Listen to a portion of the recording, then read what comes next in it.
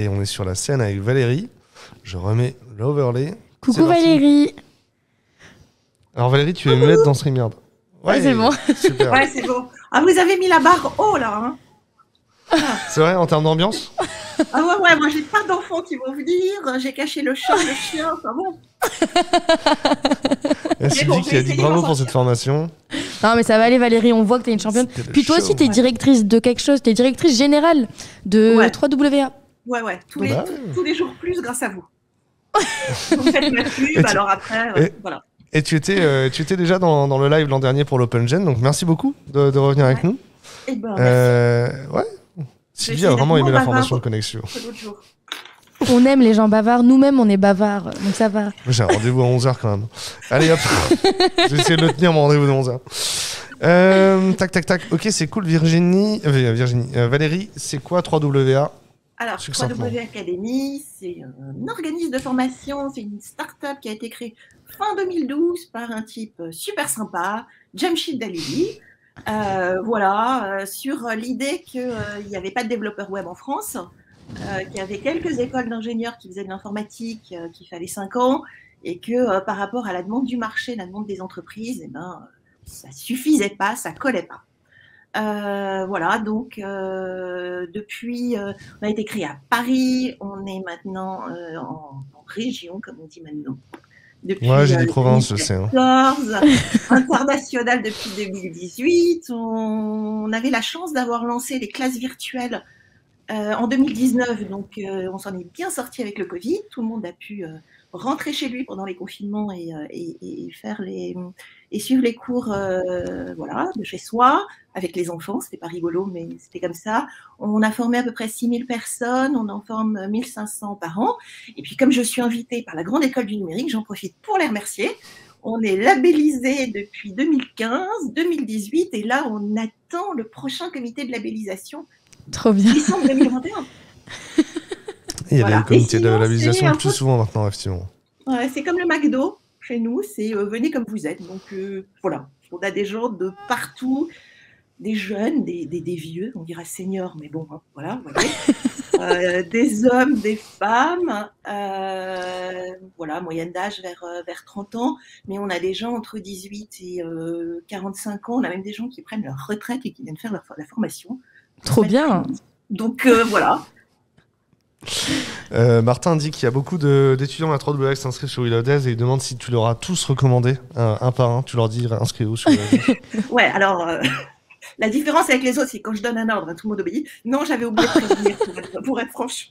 J'avais complètement oublié de prévenir, donc j'espère que les questions ne vont pas être trop dures. D'accord. En vrai, pour l'instant, ça va, c'est calme. En plus, tu as répondu à toutes les questions vu que tu as écouté tout ce qu'on a dit avant. Est-ce qu'il y a une pédagogie particulière à 3WA? Est-ce que vous êtes innovant en termes de pédagogie? On essaye tous d'être innovants. Je pense qu'on est tous dans un truc où on prend les gens sans prérequis sur le diplôme. On est dans une formation par la pratique.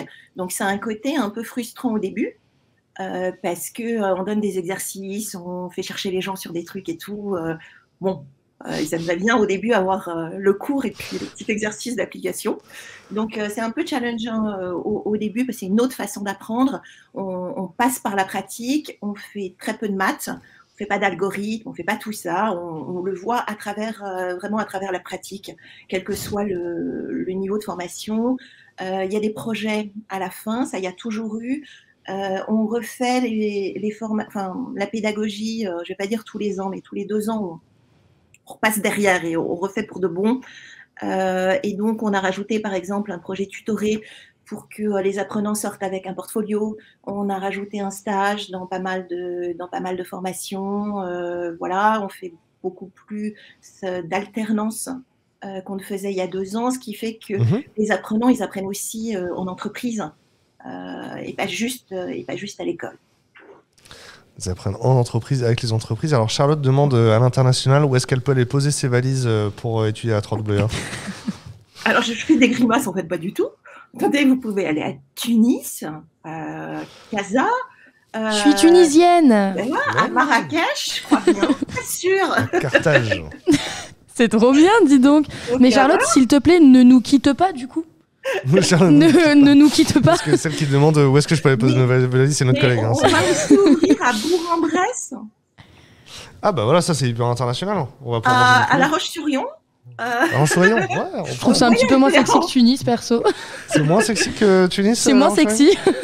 Et peut-être à Bayonne. Là, c'est pas mal. Il y a la mer, il y a le surf, voilà. Pour le surf, on prend pour le surf. Les surfeurs. Martin. Le surf, pour l'instant, c'est un peu ma stratégie de développement. Martin demande quels sont tes conseils pour rechercher un premier emploi en tant que développeur. Alors, bien bosser sur son projet. Je pense que les entreprises, elles aiment bien que les gens aient un titre certifié, mais c'est pas ça qui fait que les gens sont embauchés. C'est vraiment s'ils sont capables de défendre leur projet, de le montrer, d'envoyer des lignes de code, de montrer que c'est codé correctement. Et puis, il faut pousser les portes. Attendez pas, quoi. Je veux dire, en face de vous, quand vous sortez d'un bootcamp, d'une formation comme les nôtres, vous avez des gens qui sont ingénieurs, qui sont plus jeunes ou qui ont fait plus d'études, qui ont fait une maths sup, une maths spé, machin. Donc, attendez pas que ça vienne. Faut pousser les portes. Faut en parler dans son réseau, surtout si vous êtes en reconversion. Il faut en parler beaucoup autour de vous, à votre famille, à vos amis. Vous mettez sur LinkedIn. Dès le début, vous dites que vous êtes dans une phase de formation. Vous donnez de vos nouvelles sur les réseaux. Vous essayez d'avoir un projet qui soit propre, que vous mettez sur votre GitHub. Vous essayez d'en faire un ou deux pour des amis, un resto, je sais pas. Donc ça, c'est le premier conseil. Après, vous allez avoir des tests. C'est stressant. Donc nous, on essaie d'en faire passer en fin de formation, juste pour que les gens s'habituent au chrono, en fait. Parce qu'on s'est rendu compte que quand les gens en avaient passé une fois, s'ils passaient les tests 2 semaines après, ils avaient des résultats, les mêmes tests qui n'avaient rien à voir. Simplement parce qu'ils s'étaient habitués au stress. Après, c'est idiot, mais il faut répondre très très vite aux entreprises. On a pas mal de demandes en apprentissage, par exemple. On téléphone à 10 heures aux entreprises qui ont posté, machin. On a des gens qui font des relations entreprises, qui appellent toute la journée. À 11 heures, il faut qu'ils envoient les CV des gens qui sont intéressés. Donc, il faut être hyper réactif parce qu'en fait, à 14 heures, l'entreprise, quelquefois, elle a choisi. Voilà. Et puis être soi-même, c'est toujours cool. Typiquement, en ce moment, on recrute sur un poste qui n'est pas développeur. Il y a eu une dizaine de candidatures. J'ai répondu à toutes les candidatures. J'ai proposé aux gens de m'appeler.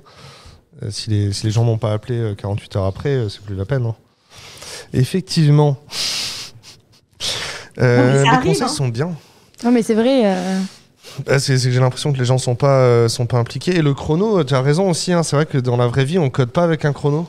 Et même quand on code depuis 10 ans, coder avec un chrono, c'est hyper stressant. Et même coder des fois avec quelqu'un qui regarde par-dessus notre épaule, ça peut être très stressant. On ne fait pas ça d'habitude. D'habitude, on est tout seul avec Stack Overflow et seul Stack Overflow nous juge.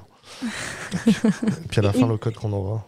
Et puis dans les trucs qu'on fait, quand on fait appeler les gens pour les entraîner, pour passer le standard, etc., on les fait appeler dans des régions où ils ne sont pas.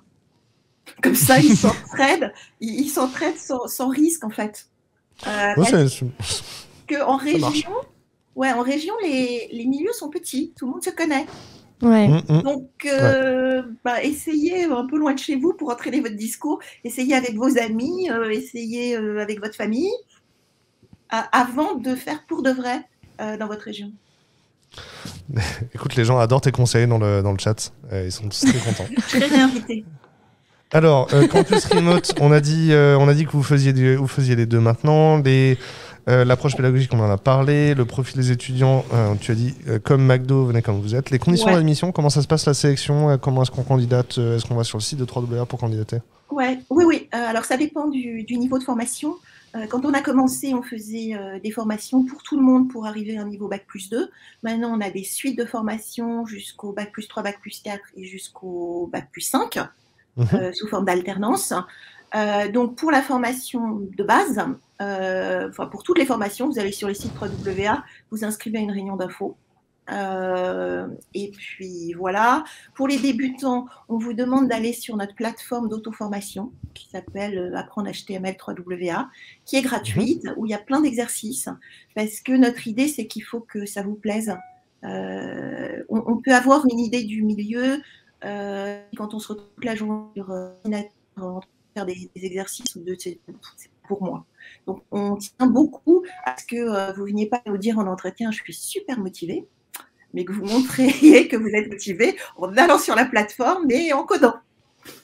Ok, c'est cool. Et c'est gratuit en plus. Ouais. Et on fait de la sensibilisation, on fait des ateliers codage dans les lycées, dans les collèges, avec Pôle emploi. Enfin, voilà. On tient vraiment à ce que l'information elle soit la plus large possible parce que la croissance dans le numérique, elle ne va pas s'arrêter. Et c'est pas normal qu'il y ait que 17% de femmes dans les développeuses. C'est pas normal qu'il y ait que des gens surdiplômés, bac plus 5, etc. Parce que c'est des langages, c'est des langues. C'est un truc qu'on peut apprendre. C'est pas fait pour tout le monde. Moi, je suis pas faite pour être codeuse. Mais il faut tester, faut essayer pour voir si ça peut plaire.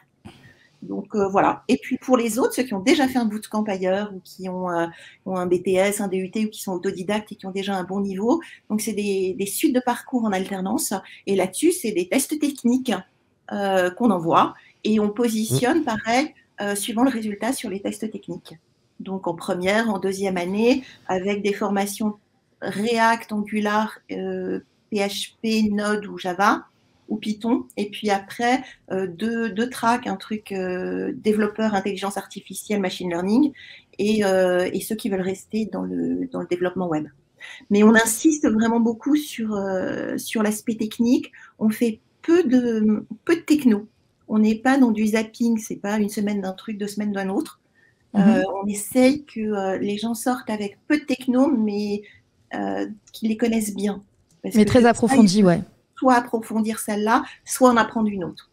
Ok, d'accord.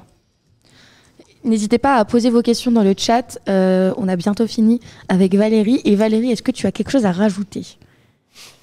Alors d'abord, on a Xavier qui est en ligne et qui m'encourage de la région PACA. Donc merci. Coucou Xavier.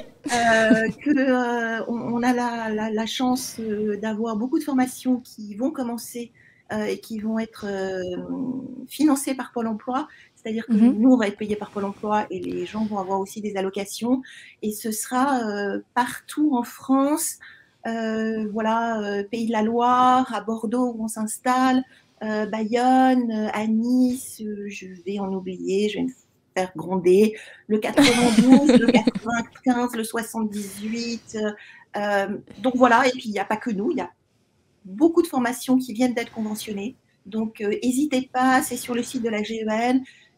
Vous demandez à votre conseiller Pôle emploi ou alors vous allez directement chez nous parce que c'est quand même ce qu'il y a de mieux. Ok, moi il